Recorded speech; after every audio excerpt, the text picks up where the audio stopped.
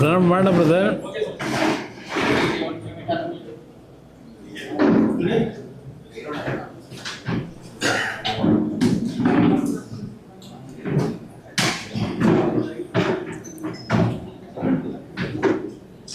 ನಾನು ದೆಹಲಿಗೆ ಹೋಗೋದಕ್ಕಿಂತ ಮುಂಚೆ ಏನೋ ಒಂದು ರಾಜ್ಯದಲ್ಲಿ HMT ಕಾರ್ಖಾನೆಯ ಭೂಮಿ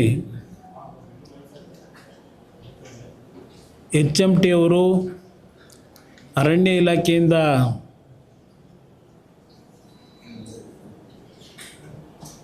ಲಪಟಾಯಿಸಿದ್ದಾರೆ ಅಂತಕ್ಕಂಥ ರೀತಿಯಲ್ಲಿ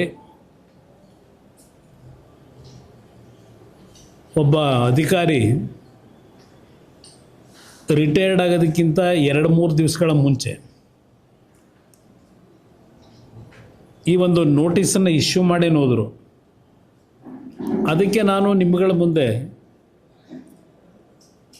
HMTಯ ವಿಷಯದಲ್ಲಿ ಕೆಲವು ಪ್ರತಿಕ್ರಿಯೆಯನ್ನು ವ್ಯಕ್ತಪಡಿಸಿ ಹೋಗಿದ್ದೆ. ಅದರ ಹಿನ್ನೆಲೆಯಲ್ಲಿ ನಮ್ಮ ಈಗಿನ ಪಂಚಾಯತ್ ರಾಜ್ನ ಮಂತ್ರಿಗಳು ಮತ್ತು ಹಿಂದಿನ ಅರಣ್ಯ ಸಚಿವರು ಇವರು ಅರಣ್ಯ ಸಚಿವರಾದ ತಕ್ಷಣವೇ ನನ್ನ ಕೇಂದ್ರ ಸರ್ಕಾರದ ಇಲಾಖೆ ತೀರ್ಮಾನಗಳ ಮೇಲೆ ಒಂದು ರೀತಿ ಸಮಸ್ಯೆಗಳನ್ನು ಪ್ರಾರಂಭ ಮಾಡಿದ್ರು.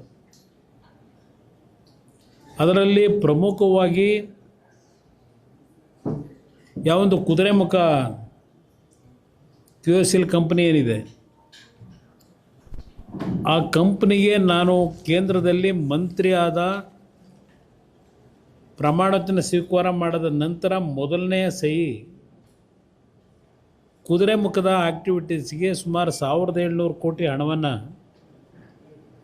ಬಂಡವಾಳ ಕೊಡ್ತಕ್ಕಂಥದ್ದಕ್ಕೆ ಒಂದು ಸಹಿ ಏನಾಗಿದೆ ಅಲ್ಲಿಂದ ಪ್ರಾರಂಭ ಆಯಿತು. ನನ್ನ ಇಲಾಖೆಯಲ್ಲಿ ನಾನು ತೆಗೆದುಕೊಳ್ತಕ್ಕಂಥ ಕೆಲವು ಕಾರ್ಯಕ್ರಮಗಳ ವಿಷಯದಲ್ಲಿ ಅಡ್ಡಿ ಮಾಡ್ತಕ್ಕಂಥದ್ದು ನಿರಂತರವಾಗಿ ನಡೀತಾ ಇದೆ. ನಾನು ಪ್ರಥಮವಾಗಿ ಹೇಳ್ತಕ್ಕಂಥದ್ದು ಇವತ್ತು ಆ QSL ಏನಿದೆ ಆ ಸಂಸ್ಥೆಯಿಂದ ರಾಜ್ಯ ಸರ್ಕಾರಕ್ಕೆ ಅದು 1970ರಲ್ಲಿ ಪ್ರಾರಂಭ ಆದಂಥ ಸಂಸ್ಥೆ. ಅದು ಆ ಸಂಸ್ಥೆ ಮುಖಾಂತರ ಕುದುರೆಮುಖದಿಂದ ಮಂಗಳೂರಿನ ಹೊರಗೆ ಒಂದು ಸ್ಲರಿ ಪೈಪ್ಲೈನ್ನ ದೇಶದಲ್ಲೇ ಪ್ರಥಮವಾಗಿ ನಿರ್ಮಾಣ ಮಾಡಿದಂಥದ್ದು. ಅದು ಮಾಡಲಿಕ್ಕೆ ಕಾರಣ ಕುದುರೆಮುಖದಲ್ಲಿ ಎಕ್ಸ್ಟ್ರಾಕ್ಷನ್ ಮಾಡ್ತಕ್ಕಂಥ ಮೆಟೀರಿಯಲ್ನ ಮಂಗಳೂರಿನ ಪೋರ್ಟ್ಗೆ ತಲುಪಿಸ್ತಕ್ಕಂಥದ್ದಕ್ಕೆ ಮಾಡಿದಂಥ ಕಾರ್ಯಕ್ರಮಗಳು. ಅದೆಲ್ಲದರ ಬಗ್ಗೆ ನಿಮಗೆ ಚರ್ಚೆ ಮಾಡಲಿಕ್ಕೆ ಹೋಗಲ್ಲ. ಈ ಒಂದು PSU ಕಂಪನಿಯಿಂದ ಸುಮಾರು 2500 ಪರ್ಮನೆಂಟ್ ಎಂಪ್ಲಾಯೀಸು, 10,000 ಕಾಂಟ್ರಾಕ್ಟ್ ಲೇಬರ್ಸು, ಅದ್ರ ಜೊತೆಗೆ ಆನ್ಸಲರಿ ಯೂನಿಟ್ನಲ್ಲಿ ಕೆಲಸ ಮಾಡ್ತಕ್ಕಂಥ 10,000, ಹೀಗೆ ಒಂದು 20-22,000 ಕಾರ್ಮಿಕರಿಗೆ, ಹಲವಾರು ಇಂಜಿನಿಯರ್ಸ್ಗೆ ನಿರುದ್ಯೋಗದ ಸಮಸ್ಯೆಯನ್ನು ಬಗೆಹರಿಸ್ತಕ್ಕಂಥ ಒಂದು ಕಂಪನಿ ಅದು. ಆ ಕಂಪನಿಯಿಂದ ರಾಜ್ಯ ಸರ್ಕಾರಕ್ಕೂ ಸಹ ತೆರಿಗೆ ರೂಪದಲ್ಲಿ ಸುಮಾರು 3,000 ಕೋಟಿ ಮೇಲೆ ಬಂದಿದೆ ಆ ಕಾರ್ಖಾನೆ ಪ್ರಾರಂಭ ಆದ ದಿವಸದಿಂದ. ಇದೆಲ್ಲ ಒಂದು ಭಾಗ. ಇದು ಹಿಂದೆ 2015ರಲ್ಲಿ ಕೇಂದ್ರದ ಸ್ಟೀಲ್ ಮಿನಿಸ್ಟ್ರು, ಯೂನಿಯನ್ ಮಿನಿಸ್ಟ್ರು, ಕೇಂದ್ರ ಸರ್ಕಾರದ ಮತ್ತು ರಾಜ್ಯದ ಮುಖ್ಯಮಂತ್ರಿಗಳು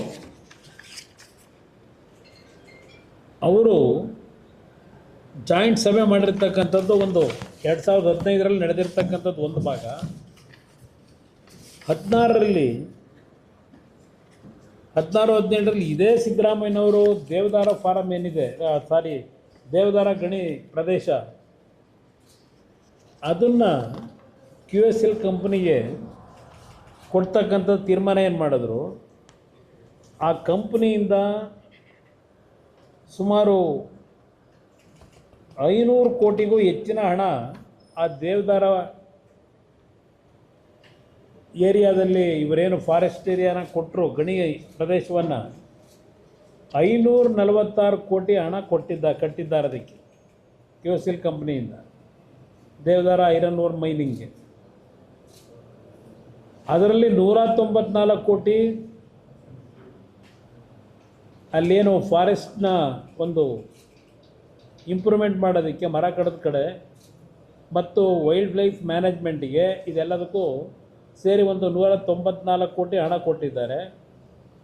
stamp duty and other charges ರಿಜಿಸ್ಟ್ರೇಷನ್ಗೆ 329 ಕೋಟಿ ಕೊಟ್ಟಿದ್ದಾರೆ. ಇದು ಸರ್ಕಾರ ಕಟ್ಟಿಸ್ಕೊಂಡು ಸಹ ಇವತ್ತಿನವರೆಗೆ ಎಷ್ಟು ದಿನ ಆಯಿತು? 2 ವರ್ಷ ಆಯಿತು. ಇವತ್ತಿನವರೆಗೆ ಅಲ್ಲಿ ಯಾವುದೇ ರೀತಿ ಸರ್ಕಾರ ಸಹಕಾರ ಕೊಡಲಿಲ್ಲ. ಅಲ್ಲಿ ಇದೇ ಮಹಾನ್ ಭಾವ ಏನು ನೆನ್ನೆ ಹೇಳಿಕೆ ಕೊಟ್ಟವ್ರೆ ನಮ್ಮ ಪಂಚಾಯತ್ ರಾಜ್ ಸಚಿವರು, ಪಾಪ ನನಗೆ ಸಲಹೆ ಕೊಟ್ಟಿದ್ದಾರೆ. ಸಲಹೆ ಏನು ಕೊಡ್ತಾರೆ?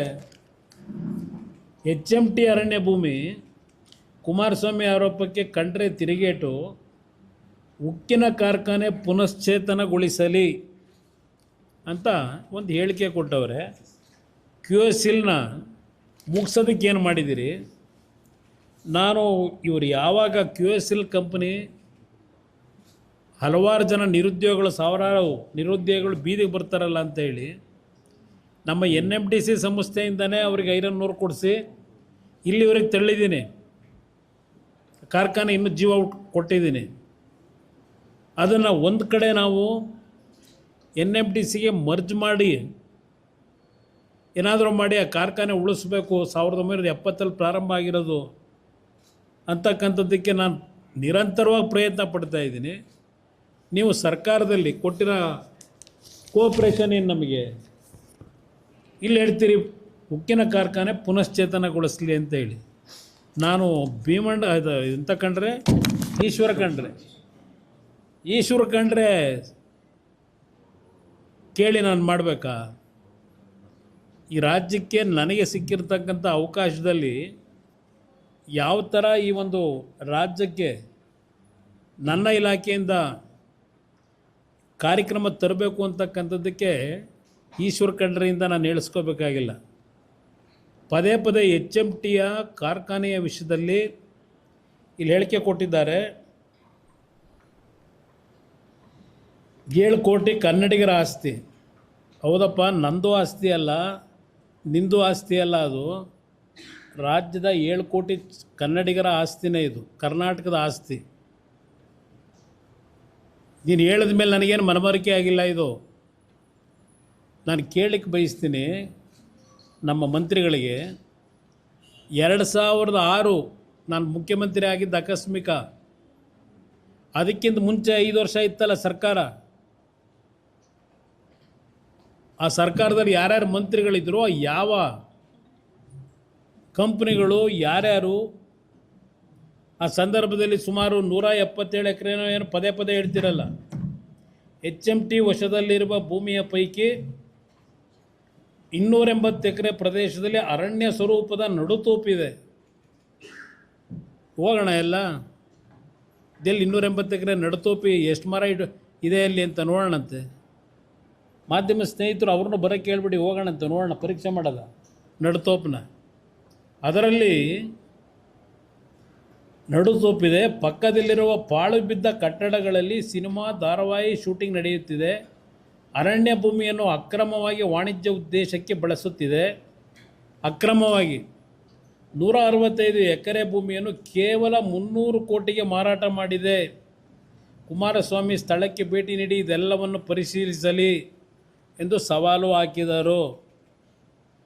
ಇದಕ್ಕೆ ನಾನು ಹೇಳ್ತಾ ಇದ್ದೀನಿ, ಈಗ ಇಲ್ಲಿ ಅಕ್ರಮವಾಗಿ HMT ಅವರು ವಾಣಿಜ್ಯ ಉದ್ದೇಶಕ್ಕೆ ಬಳಸ್ಕೊಂಡವ್ರೆ ಅಂತ ಹೇಳ್ತಾರಲ್ಲ, ನಿಮ್ಮದೇ ಸರ್ಕಾರ ಇದೆ, ಅಲ್ಲಿ ಯಾವ್ಯಾವ ಅಪಾರ್ಟ್ಮೆಂಟ್ಗಳು ಕಟ್ಟಿದ್ದಾರೆ, ಏನೇನು ಆಗಿದೆ ಅಲ್ಲಿ 160 ಎಕರೆಯಲ್ಲಿ ಯಾರ್ಯಾರ ಪಾಲು ಏನಿದೆ, ಸರ್ಕಾರ ಇಟ್ಕೊಂಡಿದ್ದೀರಲ್ಲ, ಅರಣ್ಯ ಇಲಾಖೆ ಮಂತ್ರಿ ಇದ್ರಲ್ಲ, ಈ 160 ಎಕರೆ ಪ್ರದೇಶ ಮಾರಾಟ ಮಾಡಿದ್ರಲ್ಲ, 2 ವರ್ಷದಿಂದ ಮಾಡಿದ್ದೇನೆ ನೀವು ಅರಣ್ಯ ಇಲಾಖೆ ಸಚಿವರಾಗಿ, ಇದನ್ನು ವಶಪಡಿಸ್ಕೊಳ್ತಕ್ಕಂಥದ್ದಕ್ಕೆ. ಇವತ್ತು ಕೋರ್ಟ್ನಲ್ಲಿ ಇನ್ನೂ ಕೇಸ್ ನಡೀತಾ ಇದೆ, ಕೋರ್ಟ್ನಲ್ಲಿ ಅದೊಂದು ಭಾಗ ಇರಲಿ. ಇಲ್ಲಿ ಅವ್ರು ಹೇಳ್ತಾರೆ 444 ಎಕರೆ ಪ್ರದೇಶದಲ್ಲಿ ಬೃಹತ್ ಜೈವಿಕ ಉದ್ಯಾನ ನಿರ್ಮಿಸುವುದು ನಮ್ಮ ಗುರಿಯಾಗಿತ್ತು. ಇಲ್ಲಿ ಪ್ಯಾಲೇಸ್ ಗ್ರೌಂಡ್ ಇದೆಯಲ್ಲ, ಅರಮನೆ ಮೈದಾನ, ಏನಪ್ಪ ಮಾಡಿದ್ದೀರಿ? ಉದ್ಯಾನವನ ನಿರ್ಮಾಣ ಏನು ಎಂಥದ್ದು ನಿಮ್ಮ ಇದಕ್ಕೆ ವಾಯು ಯಾರಿಕೆ ಎಲ್ಲ ಏನು ಮಾಡಿದ್ದೀರಿ? ತಗೊಂಡೋಗಿ ಉದ್ದಕ್ಕೂ ಅಲ್ಲಿ ಮಾಡಿದಿರಲ್ಲಪ್ಪ, ಅರಮನೆ ವಶಪಡಿಸ್ಕೊತೀವಿ ಅಂತ ಹೇಳಿ ಈಗ ಉದ್ದಕ್ಕೂ ಚೌಲ್ಟ್ರಿಗಳು ಕಟ್ಟಿದ್ದೀರಲ್ಲ, ಇದೇ ಅಲ್ವಾ ಕಾಪಾಡ್ರಿ ನೀವು? ಇಲ್ಲಿ ಉದ್ಯಾನವನ ಅದೆಂದು ಜೈವಿಕ ಉದ್ಯಾನವನ 440 ಎಕರೆಯಲ್ಲಿ, ಇಲ್ಲಿ ನೋಡಿದ್ರೆ ಆ ರಸ್ತೆ ಒಳಗೆ ಸಾಯಂಕಾಲ ಟೈಮ್ ಓಡಾಡೋಕ್ಕಾಗಲ್ಲ. ಯಾವ ಆಧಾರದ ಮೇಲೆ ಕೊಟ್ಟಿದ್ದೀರಲ್ಲಪ್ಪ ಎಲ್ಲ ಚೌಲ್ಟ್ರಿಗೆ ಪರ್ಮಿಷನ್ಗಳು ಕೊಟ್ಟಿದ್ದೀರಿ ಹೇಳ್ತೀರಿ. ಆಮೇಲೆ ಈಗಿದ್ದರೂ ಗುರಿಯಾಗಿತ್ತು, ಇದನ್ನು ಬಹಿರಂಗವಾಗಿ ಘೋಷಿಸಲಾಗಿದೆ. ಈಗಿದ್ದರೂ ಕುಮಾರಸ್ವಾಮಿ ರಿಯಲ್ ಎಸ್ಟೇಟ್ ದಂಧೆ ಎಂದು ಆರೋಪಿಸಿದ್ರಲ್ಲಿ ಅರ್ಥವಿಲ್ಲ. ನಮ್ಮ ಸರ್ಕಾರಕ್ಕೆ ಅರಣ್ಯ ಇಲಾಖೆ ಛೂ ಬಿಟ್ಟು ಅಭಿವೃದ್ಧಿಗೆ ತಡೆ ಒಡ್ಡುವ ಅಗತ್ಯವಿಲ್ಲ ಅಂತ ಹೇಳ್ಕೊಂಡವ್ರೆ. ಇಲ್ಲಿ ಇವರು ಏನಾದರೂ ರೆಕಾರ್ಡ್ಸ್ ನೋಡಿದ್ರೆ ಗೊತ್ತಿಲ್ಲ. ಆಮೇಲೆ HMT ಕಾರ್ಖಾನೆ ಪ್ರಾರಂಭ ಆಗ್ತಕ್ಕಂಥ ಆ ದಿನದಲ್ಲಿ ಬಹುಶಃ ಇವ್ರ ವಯಸ್ಸು ಎಷ್ಟು? ಕೃಷ್ಣರೆಡ್ಡಿ ಅವರೇ, ಇವ್ರದ್ದು ವಯಸ್ಸು 65 ಇದೆಯಾ? 65 ಆಗಿದ್ರೆ ಹುಟ್ಟಿರ್ತಾರೆ ಅಂದರೆ ಮಗು ಇರಬೇಕು. HMT ಕಾರ್ಖಾನೆ ಇದು ಆದಾಗ, ಅವತ್ತು ತೀರ್ಮಾನ ಆದಾಗ 64, ಇದು 60ರಲ್ಲಿ ತೀರ್ಮಾನಗಳಾಗಿರೋದು, ಕೆಲವು ಹುಟ್ಟಿರಲಿಲ್ವ. ಈಗ ಪಾಪ ಶುರು ಮಾಡವ್ರೆ HMT ಲ್ಯಾಂಡ್ ಬಗ್ಗೆ ಗದಾಪ್ರಹಾರ ಮಾಡೋದಕ್ಕೆ. ಇಲ್ಲಿ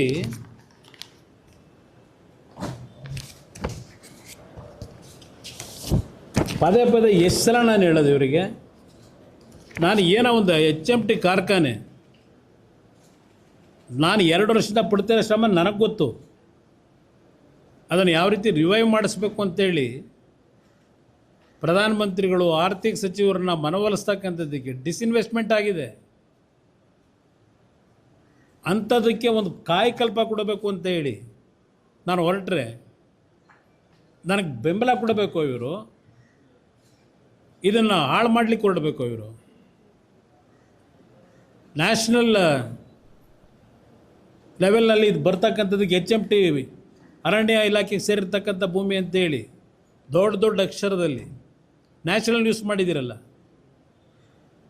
ಇದೆಂಥದ್ದು GCC 500 ಎಂಥದ್ದು ಮಾಡ್ತಾರೆ. ನೆನ್ನೆ ಅಲ್ಲೆಲ್ಲ ಭಾಷಣ ಮಾಡಿ ಬಂದವ್ರು ನಮ್ಮ ಮುಖ್ಯಮಂತ್ರಿಗಳು, GCCಗೆ ಎನ್ಕರೇಜ್ ಮಾಡ್ತಾರಂತೆ ನೆನ್ನೆನ ಭಾಷಣ ಅಲ್ಲಿ. ಇಲ್ಲಿ ಅರಣ್ಯ ಇಲಾಖೆ ಭೂಮಿ ಅಂತ ಹೇಳ್ತಾರಲ್ಲ, ಇಲ್ಲಿ ಒಂದು ಪದ ಹೇಳ್ತೀನಿ ಕೇಳಿ ಸರ್ ಎಲ್ಲರಿಗೂ.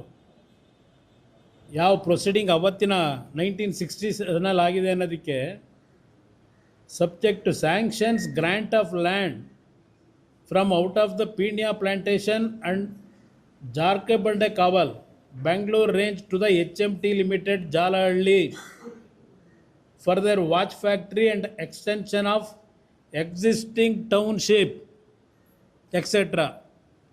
ಇದು ಗೌರ್ಮೆಂಟ್ ಆದೇಶ ಆಗೋದಕ್ಕೆ ಆಗಿರ್ತಕ್ಕಂಥ ಮೀಟಿಂಗು. ಡೇಟ್ ಯಾವುದು? 25 November 1960.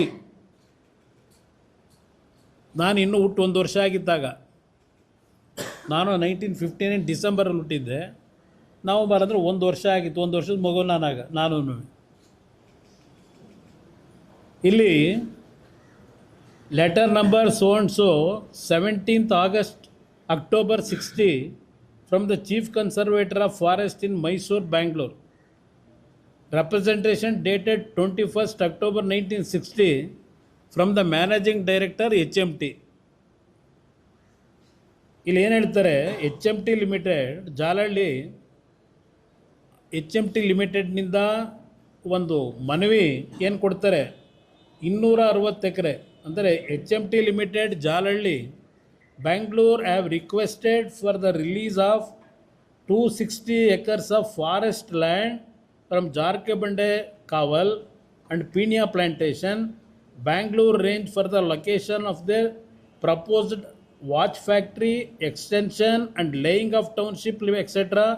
under their expansion schemes, and in the circumstances requested government to release the area asked for. ಇದಕ್ಕೆ ಅವರೇನು ಕೇಳಿದ್ರು ಎಚ್ ಎಮ್ ಟಿ ಅವರು, the chief conservator of forest Bangalore who was consulted in the matter of the release of the land reports that the total areas available for disposal is 283 acres as against 260 acres requested for by the HMT Limited, and yes, no, there is no objection to its grant subject to certain conditions ಅಂತ ಹಾಕಿ ಅವತ್ತಿನ D F O N O C ಕೊಟ್ಟಿರ್ತಕ್ಕಂಥದ್ದು. ಅದರಲ್ಲಿ ನಮ್ಮ Indian ಇದು air ಫೋರ್ಸ್ದು land ಇವತ್ತು ಅಲ್ಲೇ ಇದೆಯಲ್ಲ ಪಕ್ಕದಲ್ಲೇ, ಎಚ್ ಎಮ್ ಟಿ ಪಕ್ಕದಲ್ಲಿ, ಅದೆಲ್ಲ ಡೀಟೇಲ್ ಇದೆ. ಬೇಕಾದ್ರೆ ನಿಮಗೆಲ್ಲ ಒಂದು ಕಾಪಿ ಕೊಡ್ತೀನಿ. ಅವ್ರ ಹತ್ರ ಇನ್ನೂ ಸಿಕ್ಕಿಲ್ಲ ಅಂದರೆ ದಾಖಲೆ ಕೊಡಲಿ ಅಂತಾರಲ್ಲ.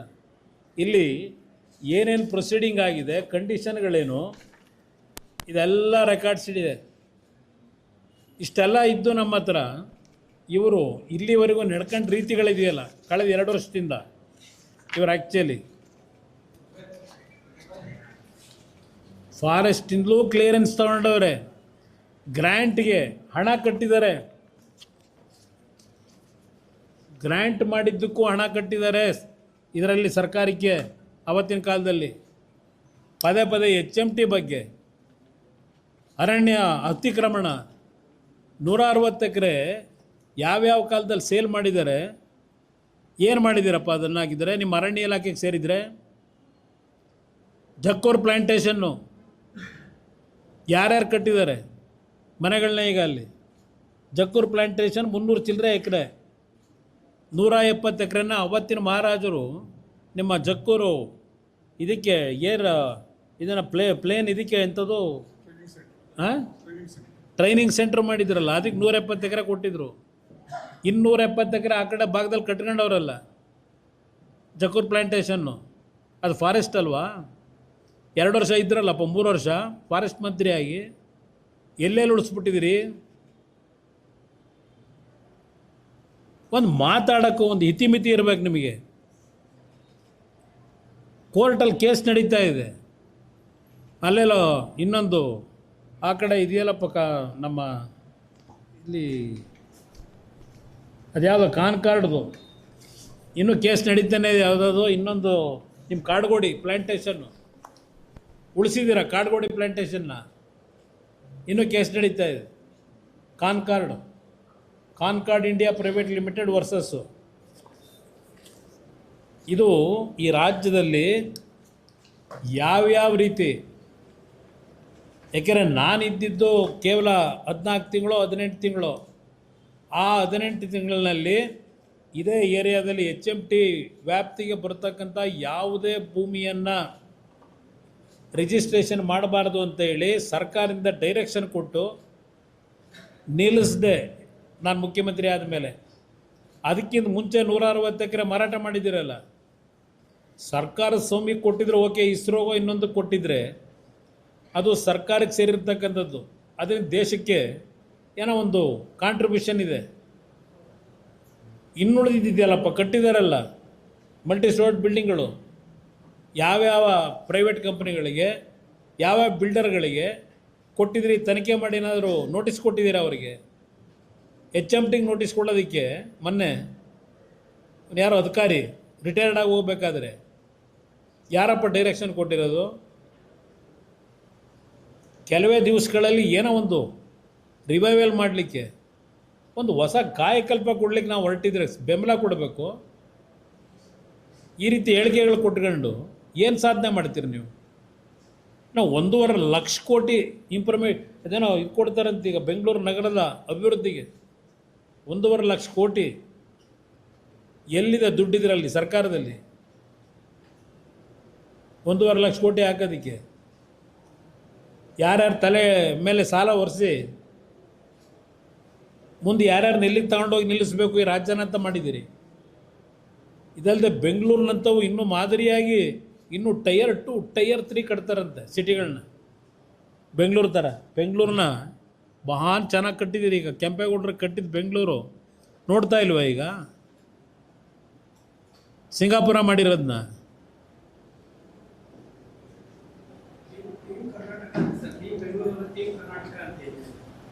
ಏನು ಕರ್ನಾಟಕ?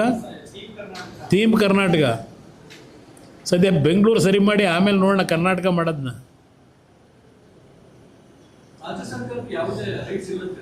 ಯಾವುದಕ್ಕೆ? ಇದು 60ರಲ್ಲಿ ಬರ್ಕೊಟ್ಟವ್ರೆ. ಮತ್ತು ಓದಬೇಕಾ ಎಲ್ಲ ಕಂಪ್ಲೀಟು? ಇಲ್ಲ ಕಾಪಿ ಕೊಡ್ತೀನಿ ನೋಡಿ. ಏನು ಹೇಳ್ತಾರೆ?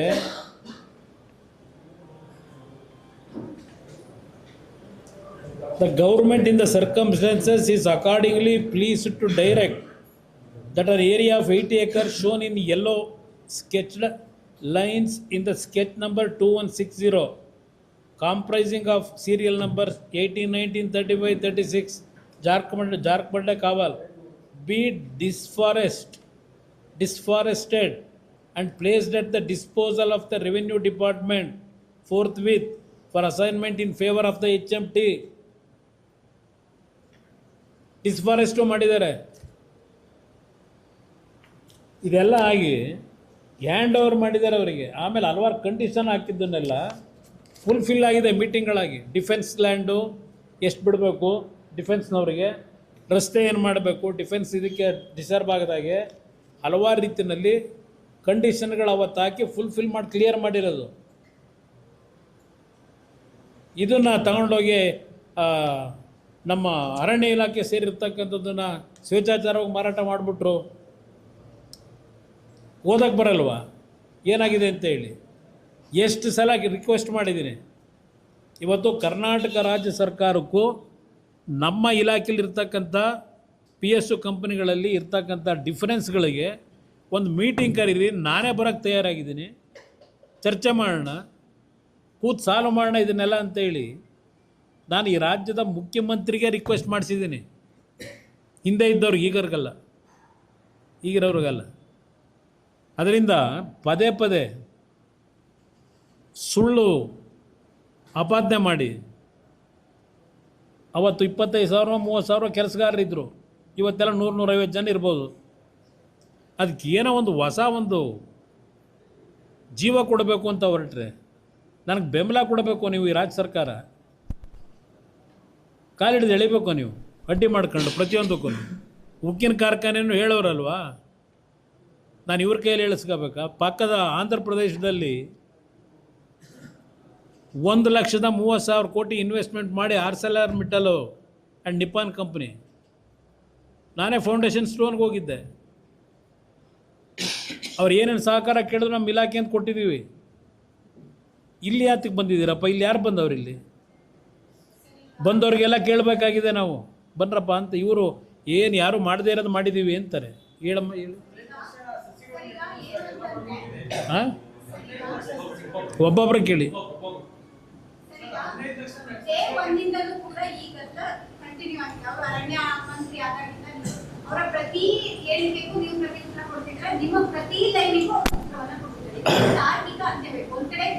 ಅದು ಕೋರ್ಟ್ನಲ್ಲಿ ನೋಡಮ್ಮ.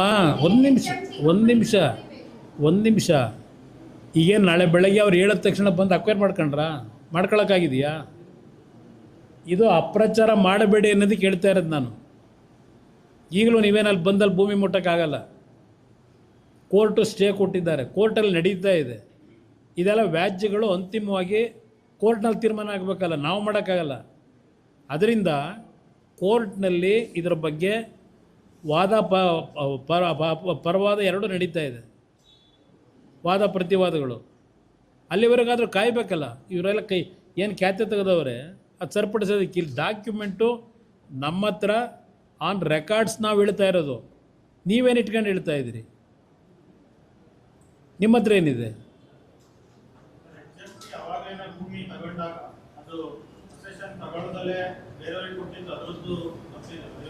ಅದು ನೋಡಿ, ಅದು ರಾಜ್ಯ ಸರ್ಕಾರ ಮಾಡಬೇಕು. ನಾನಿದ್ದಾಗ ಆಗಿರೋದಲ್ಲ. ನಾನು ಮುಖ್ಯಮಂತ್ರಿ ಇದ್ದಾಗಲೂ ಆಗಿಲ್ಲ, ಈಗಲೂ ಆಗಿಲ್ಲ. ಅದನ್ನು ನಾನು 2006ರಲ್ಲೇ ಫೈಂಡ್ ಔಟ್ ಮಾಡಿ ಹೇಳಿದ್ದೀನಿ, ತನಿಖೆ ಆಗಬೇಕು ಅಂತ ಹೇಳಿ. ಫರ್ದರ್ ಯಾವುದು ರಿಜಿಸ್ಟ್ರೇಷನಲ್ಲಿ ಮಾಡಬಾರ್ದು ಅಂತ ಹೇಳಿದ್ದೀವಿ ಆಗಲೇ.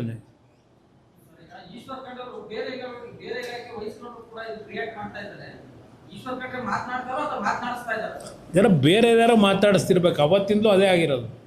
ಅವರು ಅರಣ್ಯ ಇಲಾಖೆ ಸಚಿವರಾದ ಮೇಲೆ ನಿಜವಾದ ಅರಣ್ಯ ಪ್ರದೇಶ ಬಿಡ್ಸೋಕೆ ಹೋಗಿಲ್ಲ. ಬರೀ HMT QS ಇಲ್ಲು ಬರೀ ಇದರಲ್ಲೇ ಅವರೇ. ಎಷ್ಟು ಪ್ರದೇಶ ಬಿಡಿಸಿದಿರಿ? ಎಷ್ಟು ಅರಣ್ಯ ಪ್ರದೇಶ? ಜಕ್ಕೂರ್ಗೆ ಹೋಗಿ ನೋಡಿದ್ದೀರಾ? ಜಕ್ಕೂರ್ ಪ್ಲಾಂಟೇಶನ್ ಏನಾಗಿದೆ?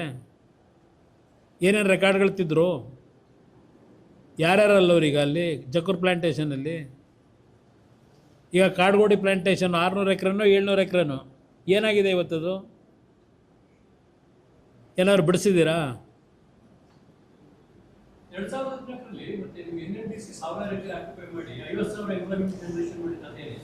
NMDC ಅವರು ಹಿಂದೆ ಹೌದು ಮೈನಿಂಗ್ ಏರಿಯಾ ಅವರ ಸುಪರ್ದಿಲ್ ಇದೆ, ಮೈನಿಂಗ್ ತಗೊಂಡಿದ್ದಾರೆ.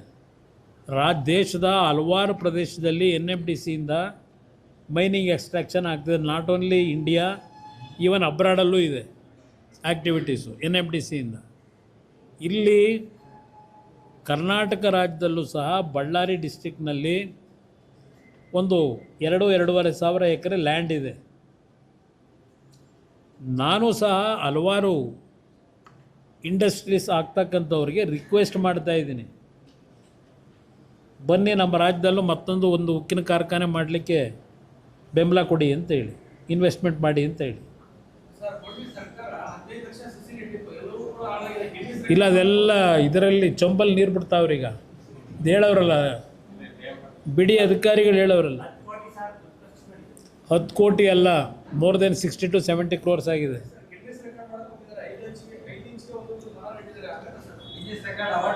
ಅದು ಯಾರೋ ಬಹುಶಃ ಭತ್ತ ನಾಟಿ ಮಾಡೋರನ್ನ ಕರ್ಕೊಂಬಂದವ್ರೆ, ಮರ ನೆಡೋರನ್ನ ಕರ್ಕೊಂಬಂದಿಲ್ಲ. ಭತ್ತ ನಾಟಿ ಮಾಡೋರನ್ನ ಕರ್ಕೊಂಬಂದು ಗಿನ್ನಿಸ್ ರೆಕಾರ್ಡ್ ಮಾಡವ್ರೆ.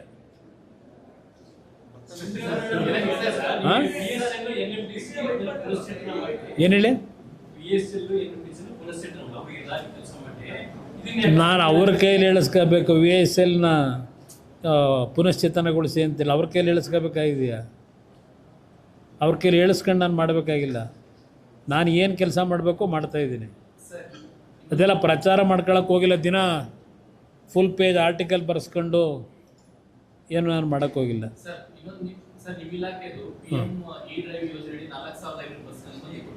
ಅದು ಎಳ್ಳು ನೀರು ಬಿಡಕ್ಕೆ ಹೊರಟವ್ರೆ.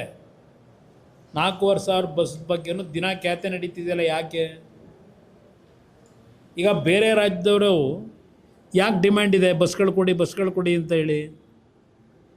ಇಲ್ಲಿ ಯಾಕೆ ಆ ಪ್ರಾಬ್ಲಮ್ ಕ್ರಿಯೇಟ್ ಮಾಡ್ಕೊಂಡವ್ರೆ?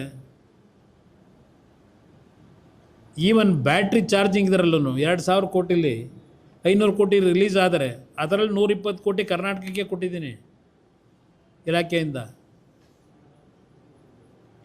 ನಮ್ಮದು ಉಪಯೋಗ ಮಾಡ್ಕೊಳ್ಳೋದಕ್ಕೆ ಅವರಿಗೆ ಬಹುಶಃ ಯಾವ ಕಾರಣಕ್ಕೆ ಇಷ್ಟೆಲ್ಲ ಪಾಪ ಒದ್ದಾಡ್ತಾರೋ ಗೊತ್ತಿಲ್ಲ, ಬೇಡ ಅಂತೇಳಿ. ಅದು ಇಲ್ಲಿದ್ದಾಗ ಇನ್ನೂ ಇವತ್ತಿನವರಿಗೆ ಕನ್ಕರೆನ್ಸ್ ಕೊಟ್ಟು ಇಲ್ಲ ಹೋಗಲಿ, ಅವ್ರಿಗೆ ಏನು ಸಮಸ್ಯೆ ಇದೆ ಬಂದು ಚರ್ಚೆ ಮಾಡೋಕ್ಕೂ ತಯಾರಾಗಿಲ್ಲ. ಈಗ ಬೇರೆ ರಾಜ್ಯದಲ್ಲಿ ಬಸ್ಗಳು ಓಡ್ತಾ ಇದ್ದಾವಲ್ಲ, ಎಲೆಕ್ಟ್ರಿಕ್ ಬಸ್ಗಳು, ದಿನ ಆಕ್ಸಿಡೆಂಟಾಗಿ ನಿಂತ್ಕೊಂಡವ. ಬೇರೆ ರಾಜ್ಯದಲ್ಲಿ ಯಾವ ರೀತಿ ಓಡ್ತಾ ಇದೆ ಆಗಿದ್ರೆ? ದೆಹಲಿನಲ್ಲಿ ಅಷ್ಟು ಬಸ್ಗಳು ಓಡ್ತಾ ಇದ್ದಾವಲ್ಲ, ದಿನ ಆಕ್ಸಿಡೆಂಟ್ ಆಗಿದೆಯಾ? ಓಲಿ ಕೂತು ಏನು ಸಮಸ್ಯೆ ಬಗೆಹರಿಸ್ಬೇಕು, ಎಲ್ಲಿ ಅದು ಏನು ಮಿಸ್ಟೇಕ್ ಇದೆ ಬಂದು ಚರ್ಚೆನಾದರೂ ಮಾಡಬೇಕಲ್ಲ.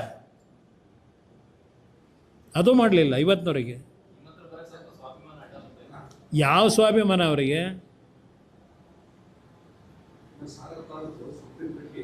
ಬಿಡಪ್ಪ ಅವೆಲ್ಲ ಈಗ ಬಿಡವೆ ಎಲ್ಲೆಲ್ಲ.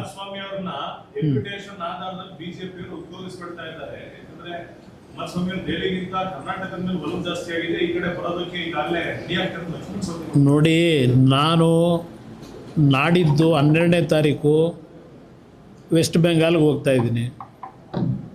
ಅಲ್ಲಿ 3 ದಿವಸ ಕ್ಯಾಂಪ್ ಮಾಡ್ತಾಯಿದ್ದೀನಿ. ವೆಸ್ಟ್ ಬೆಂಗಾಲ್ನಲ್ಲಿರ್ತಕ್ಕಂಥ ನಮ್ಮ ಇಲಾಖೆಯ ಸ್ಟೀಲ್ ಪ್ಲ್ಯಾಂಟ್ಗಳೇನಿದೆ ಅಲ್ಲಿ ಪರ್ಸನಲ್ ವಿಸಿಟ್ ಕೊಟ್ಟು ಅಲ್ಲಿ ಸಮಸ್ಯೆಗಳನ್ನು ಬಗೆಹರಿಸ್ಲಿಕ್ಕೆ ಹೋಗ್ತಾಯಿದ್ದೀನಿ.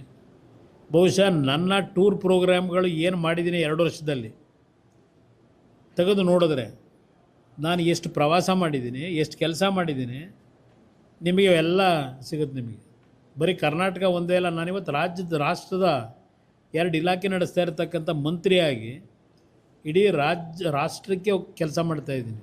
ಬರೀ ಕರ್ನಾಟಕ ಒಂದೇ ಅಲ್ಲ, ಅಂಥ ಒಂದು ರಾಷ್ಟ್ರದ ಕೆಲಸಗಳಿದ್ದರೂ ಕರ್ನಾಟಕದ ಬಗ್ಗೆ ಸ್ವಲ್ಪ ಹೆಚ್ಚಿನ ಒಂದು ಕಣ್ಣು ಇಟ್ಟಿದ್ದೀವಿ, ಕೆಲಸನೂ ಮಾಡ್ತಾಯಿದ್ದೀವಿ ಇಲ್ಲಿಗೆ ಸಂಬಂಧಪಟ್ಟಿದ್ದು. ನಿಮ್ಮ ಪಕ್ಷದ ಮೇಲಿನ ಪ್ರತಿಪಕ್ಷಗಳ ಮೇಲಿನ ಗುದ್ದಾಟದಲ್ಲಿ ಈಗ ಅವರವರ ಪಕ್ಷದಲ್ಲೇ ನಡೆದಿರುವಂತಹ ಒಂದಿಷ್ಟು ಗುದ್ದಾಟ ಶುರುವಾಗಿದೆ. ಸಿದ್ದರಾಮಯ್ಯ ಅವರ ಕಾಲದಲ್ಲಿ ಆದಂತಹ ಒಂದಿಷ್ಟು ಟೆಂಡರ್ ಅನ್ನ ಡಿ.ಕೆ. ಶಿವಕುಮಾರ್ ಕ್ಯಾನ್ಸಲ್ ಮಾಡಿ ಮರು ಟೆಂಡರ್ ಅನ್ನ ಕೊಡುವ ಮೂಲಕ ಮತ್ತೊಂದು ರೀತಿಯ ವಿವಾದವನ್ನು ಸೃಷ್ಟಿ ಮಾಡಿದ್ದಾರೆ. ನಾನು ಈಗ ಅದು ಯಾವುದು ಚರ್ಚೆ ಭಾಳ ಇನ್ನೂ ಟೈಮ್ ಇದೆ, ಆ ಚರ್ಚೆಗಳು ಬೇರೆ ದಿವಸ ಮಾಡೋಣ. ಇವತ್ತು ನನಗೆ HMT ವಿಷಯದಲ್ಲಿ ನಾಡಿನ ಜನತೆಗೆ ಹೇಳ್ತೀನಿ, ಈ ಸರ್ಕಾರದ ನಡವಳಿಕೆ ಏನಿದೆ ಈ ನಡವಳಿಕೆ ಬಗ್ಗೆ ಕನ್ನಡಿಗರು ಗಮನ ಹರಿಸಬೇಕು ಅಂತಕ್ಕಂಥದ್ದು ನಾನು ಮನವಿ ಮಾಡ್ತಾ ಇದ್ದೇನೆ. ಅದಕ್ಕೋಸ್ಕರ ಇವತ್ತು ಈ ಪ್ರೆಸ್ ಮೀಟನ್ನು ಕರೆದಿದ್ದೀನಿ. ಇದು ಜೊತೆಗೆ ನಾನು ಮೊದಲು ಈ ಸರ್ಕಾರಕ್ಕೆ ಇನ್ನೊಂದು ಇದ್ರ ಜೊತೆಗೆ ಈ ಕೈಗಾರಿಕೆ ವಿಷಯದಲ್ಲಿ ಚರ್ಚೆ ಮಾಡ್ತಾ ಇದ್ದೇನೆ. ಇನ್ನೊಂದು ಸರ್ಕಾರಕ್ಕೆ ನಾನು ಹೇಳ್ತಕ್ಕಂಥದ್ದು ಪ್ರಮುಖವಾಗಿ, ಇತ್ತೀಚೆಗೆ ಮಂಡ್ಯ ಜಿಲ್ಲೆಯಲ್ಲಿ ಕಬ್ಬು ಬೆಳೆಗಾರರ ಬೆಳೆ ಒಣಗೋಗಿದೆ, ನೀರು ಬಿಡದೆ, ಮಳೆ ಆಗದೆ. ಇವತ್ತು ಸ್ವಲ್ಪ ಏನೋ 10,000 15,000 ಕ್ಯೂಸೆಕ್ಸ್ ನೀರು ಬರ್ತಾ ಇದೆ.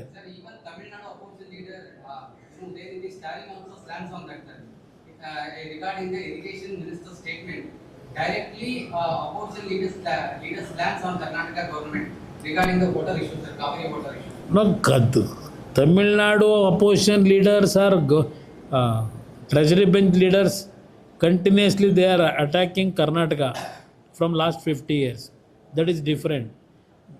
ಈಗ ನನ್ನ ಒಂದು ಸರ್ಕಾರಕ್ಕೆ ಆಗ್ರಹ ಮಾಡ್ತಕ್ಕಂಥದ್ದು, ಇವತ್ತೇನು ನೀರು ಇನ್ಫ್ಲೋ ಇದೆ, ಮೊದಲು ಒಣಗಿರ್ತಕ್ಕಂಥ ನಮ್ಮ ಬೆಳೆಗೆ ನೀರನ್ನು ಮೊದಲು ಬಿಡ್ತಕ್ಕಂಥ ಕೆಲಸ ಮಾಡಿ. ತಮಿಳ್ನಾಡಿಂದು ಅವ್ರಿಗೇನು ಕೊಡಬೇಕು ಅದು ನೋಡೋಣ, ಮುಂದೆ ಮಳೆ ಬರಲಿ, ಬಂದಾಗ ನೋಡೋಣಂತೆ.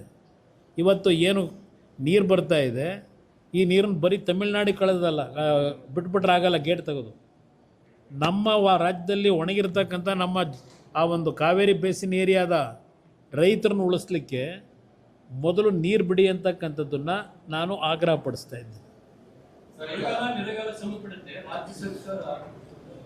ಈಗ ರಾಜ್ಯದಲ್ಲಿ ಒಂದು ಕಡೆ ಬರಗಾಲ, ಮಳೆ ಕೊರತೆ ಇದೆ, ಮತ್ತೊಂದು ಕಡೆ ಒಳ್ಳೆ ಮಳೆನೂ ಆಗ್ತಾ ಇರತಕ್ಕಂಥ ಪ್ರದೇಶವೂ ಇದೆ. ಇದು ಎರಡೂ ಇದರಲ್ಲಿ ಈಗ ಅದು ಬೇರೆ, ಇನ್ನೊಂದು ಇದೆರಡೂ ಬಿಟ್ಟು ಅದೇನೋ ಮೋಡ ಬಿತ್ತನೆ ಬೇರೆ ನಡೀತಾ ಇದೆ ಒಂದು ಭಾಗದಲ್ಲಿ. ಇದೆಲ್ಲ ಇದ್ದು ರಾಜ್ಯದ ಮುಖ್ಯಮಂತ್ರಿಗೆ ಅವರ ಮಂತ್ರಿಗಳಿಗೆ ಹೇಳ್ತಕ್ಕಂಥದ್ದು, ಬಹುಶಃ ನಮ್ಮ ರಾಜ್ಯದಲ್ಲಿ ಇನ್ನೂ ಕೃಷಿ ಸಚಿವರು ಮುಖ್ಯಮಂತ್ರಿಗಳೇ ಇರಬೇಕೇನೋ, ಇನ್ನೂ ಯಾರನ್ನೂ ಮಾಡಿಲ್ಲ. ಅದರಿಂದ ಇವತ್ತು ಈ ರಾಜ್ಯದ ಸರ್ಕಾರಕ್ಕೆ ಹೇಳ್ತಕ್ಕಂಥದ್ದು, ಯಾವ ಭಾಗದಲ್ಲಿ ಡ್ರಾಟ್ ಏರಿಯಾ ಇದೆ, ಯಾವ ಭಾಗದಲ್ಲಿ ಫ್ಲಡ್ಸ್ ಇದೆ ನೋಡಿ ತಕ್ಷಣ ಯಾವ ರೀತಿ ಕೆಲವು ಕೆಲಸಗಳಾಗಬೇಕಾಗಿದೆ. ಆ ರೈತರ ಮತ್ತು ಗ್ರಾಮೀಣ ಪ್ರದೇಶ ಜನರ ಬದುಕಿನ ಒಂದು ಸಮಸ್ಯೆಗಳೇನಿದೆ ಬಗೆಹರಿಸ್ತಕ್ಕಂಥದ್ದಕ್ಕೆ ಗಮನ ಕೂಡ ಸೂಕ್ತ. ಇವರು ಪಾಪ ಈಗೇನೋ ಹೊರಟಿದ್ದಾರೆ, ಬೀದರ್ಗೆ ಹೋದರು, ಅನುಭವ ಮಂಟಪದ ದರ್ಶನ ಮಾಡ್ಕೊಂಡು ಬಂದಿದ್ದಾರೆ. ಅದೇ ಜೊತೆಗೆ ಅದು ಎಂಥದ್ದು ಅಕ್ಕ ಚಟುವಟಿಕೆ ಅಂತೇಳಿ ಇನ್ನೊಂದೇನೋ ಕಾರ್ಯಕ್ರಮ ಮಾಡಿದ್ರು. ಕಲಬುರಗಿಲಿ ಒಂದು ಪ್ರಗತಿ ಪರಿಶೀಲನಾ ಸಭೆ ಅಂತಲೂ ಮಾಡಿದ್ದಾರೆ. ಆ ಪ್ರಗತಿ ಪರಿಶೀಲನಾ ಸಭೆಯಲ್ಲಿ ಅದೇನೋ 5,500 ಕೋಟಿನೋ 15,000 ಕೋಟಿನೋ ಗೊತ್ತಿಲ್ಲಪ್ಪ, ಅದೇನೋ ಹೇಳ್ಕೊಂಡೇ ಬಂದವ್ರೆ ಸಿದ್ದರಾಮಯ್ಯರ ಕಾಲದಿಂದ. ಹೈದರಾಬಾದ್ ಕರ್ನಾಟಕ, ಕಲ್ಯಾಣ ಕರ್ನಾಟಕದ್ದು ಅದು ಎಷ್ಟೆಷ್ಟು ಹಣ ಕೊಟ್ಟು ಎಲ್ಲೆಲ್ಲಿ ಕೆಲಸ ಆಗಿದೆ ಅದೆಲ್ಲ ಪ್ರಗತಿ ಪರಿಶೀಲನಾ ಸಭೆಯಲ್ಲಿ ಚರ್ಚೆ ಮಾಡೋರೋ ಬಿಟ್ಟವರೋ ಪತ್ರಿಕೆಯಲ್ಲಿ ಬರಲಿಲ್ಲ, ಯಾವುದು ವಿಷಯಗಳು ಬರಲಿಲ್ಲ. ಏನು ಚರ್ಚೆ ಮಾಡ್ಕೊಂಬಂದರೋ ಗೊತ್ತಿಲ್ಲ. ಇವತ್ತು ಬೆಳಗಾವಿಗೆ ಹೋಗ್ತಾವ್ರೆ. ಬೆಳಗಾವಿಲಿ ಆಲ್ರೆಡಿ ಮಹಾರಾಷ್ಟ್ರದ ಧಾರಾಕಾರ ಮಳೆಯಿಂದ ಇವತ್ತೇನು 1 ಲಕ್ಷ 1.5 ಲಕ್ಷ ಕ್ಯೂಸೆಕ್ಸ್ ನೀರು ಆಲ್ಮಟ್ಟಿಗೆ ಹರಿದು ಬರ್ತಾ ಇದೆ. ಡ್ಯಾಮ್ ತುಂಬ್ತಾ ಇದೆ 10 ಅಂದರೆ ದಿನಕ್ಕೆ 10-12 TMC ನೀರು. ಅಲ್ಲಿ ಜನ ಏನೇನು ಬವಣೆ ಅನುಭವಿಸ್ತಾವ್ರೆ ಆ ಮಳೆಯಿಂದ. ಇನ್ನೊಂದು ಕಡೆ ಮಳೆ ಆಗದೆ ಜನಗಳ ಬರಗಾಲದ ಪರಿಸ್ಥಿತಿ ಏನಿದೆ, ಆ ಮನೆ ಬಿದ್ದವರು, ಬೆಳೆ ಹಾನಿ ಆದವ್ರದ್ದು, ಅವ್ರಿಗೇನು ಸಂದೇಶ ಕೊಡಬೇಕು ಅದೆಲ್ಲ ಕೊಟ್ಟು ಬರೋ ಸೂಕ್ತ ಅಂತ ನಾನು ಅವರಿಗೆ ಸ್ವಲ್ಪ ಒತ್ತಾಯ ಮಾಡ್ತೀನಿ ನಿಮ್ಮ ಮುಖಾಂತರ. ಸರ್, ಬೇರೆ ಬೇರೆ ಕ್ಷೇತ್ರಗಳ ಸಭೆ ಮಾಡ್ತಿದ್ದೀರಿ, ಹಿರಿಯೂರು ಮಾಡಿದ್ರಿ, ಹಿರಿಯೂರು ಬೈ ಎಲೆಕ್ಷನ್ ಬರ್ತಿದೆ ಸರ್. ನೋ, ಬರೀ ಬೈ ಎಲೆಕ್ಷನ್ಗೋಸ್ಕರ ನಾನು ಮಾಡ್ತಾ ಇಲ್ಲ. ಬೈ ಎಲೆಕ್ಷನ್ ಬರ್ತಿದೆ. ನಾನು ಎಲ್ಲ ಕ್ಷೇತ್ರಗಳ ಬಗ್ಗೆ ನಮ್ಮ ಒಂದು ಕಾನ್ಸಂಟ್ರೇಷನ್ ಏನು ಮಾಡಬೇಕು ಅಂತ ಇದ್ದೀವಿ ಚುನಾವಣೆ ನಡೆಸ್ತಕ್ಕಂಥದ್ದಕ್ಕೆ. ಆ ಕ್ಷೇತ್ರಗಳನ್ನು ಮೊದಲನೇ ಪ್ರಿಯಾರಿಟಿನಲ್ಲಿ ಆದ್ಯತೆ ಮೇರೆಗೆ ಆ ವಿಧಾನಸಭಾ ಕ್ಷೇತ್ರದ ಕಾರ್ಯಕರ್ತರುಗಳನ್ನು, ಲೀಡರ್ಗಳನ್ನ ಕರೆಸಿ ಅದಕ್ಕೆಲ್ಲ ಏನಾದ್ರು ಸಣ್ಣ ಪುಟ್ಟ ಗೊಂದಲಗಳಿದ್ದರೆ ಸರಿಪಡಿಸೋ ಕೆಲಸ ಮಾಡ್ತೇವೆ. ಜೆಡಿಎಸ್ಗೆ ಕೇಳ್ತೀರಾ ಯಾವುದನ್ನು? ಹಿರಿಯೂರು ಕ್ಷೇತ್ರ ಹಿರಿಯೂರು ನಾವು ನಮ್ಮ ಪಕ್ಷದ ನಿಲ್ಲಬೇಕು ಅಂತಕ್ಕಂಥದ್ದು ಎಲ್ಲರ ಅಭಿಪ್ರಾಯ ಇದೆ. ಒಂದು ಸಾಮಾಜಿಕ ಜಾಲತಾಣದಲ್ಲಿ ಒಂದು ಹೊಸ ಚರ್ಚೆ ಶುರುವಾಗಿದೆ ಸರ್, ನಮ್ಮ ಗಮನಕ್ಕೆ ಬಂದಿರುತ್ತೆ.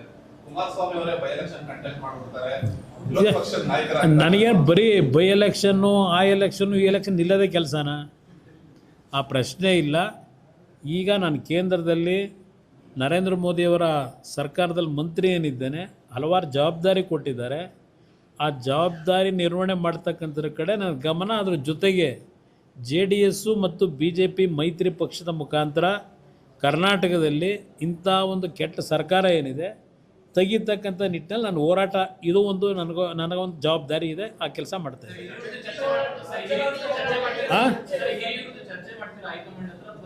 ನಾನು ರಿಕ್ವೆಸ್ಟ್ ಮಾಡಿದ್ದೀನಿ ಈಗಾಗಲೇ. ಹಾಂ,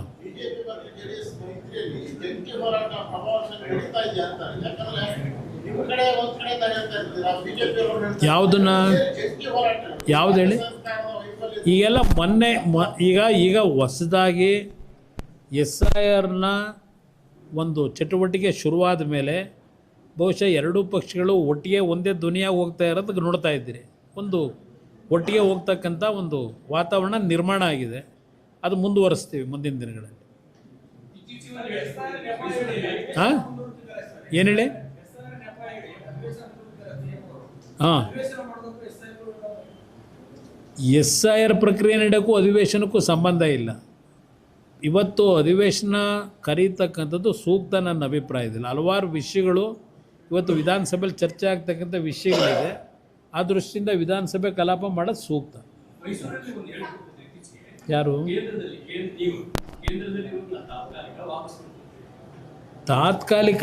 ತಾತ್ಕಾಲಿಕ ಅಂದರೆ ಅದು ನಾಳೆ ಬೆಳಗ್ಗೆ ಅದು ಎಂಡಾಗುತ್ತಾ? ಇನ್ನೂ 2 ವರ್ಷ ಅವಧಿ ಇದೆ. 3 ವರ್ಷ ಪಾರ್ಲಿಮೆಂಟ್ನ ಸದಸ್ಯತ್ವನೂ ಇದೆ. 3 ವರ್ಷ ಕೇಂದ್ರ ಸರ್ಕಾರದ ಒಂದು ಅವಧಿನೂ ಏನಿದೆ. ಇವತ್ತು ಮಂತ್ರಿ ಆಗಿದ್ದೇನೆ, ಅಲ್ಲಿ ಕೆಲಸ ಮಾಡ್ತಾ ಇದ್ದೇನೆ, ಜವಾಬ್ದಾರಿ ಕೊಟ್ಟಿದ್ದಾರೆ.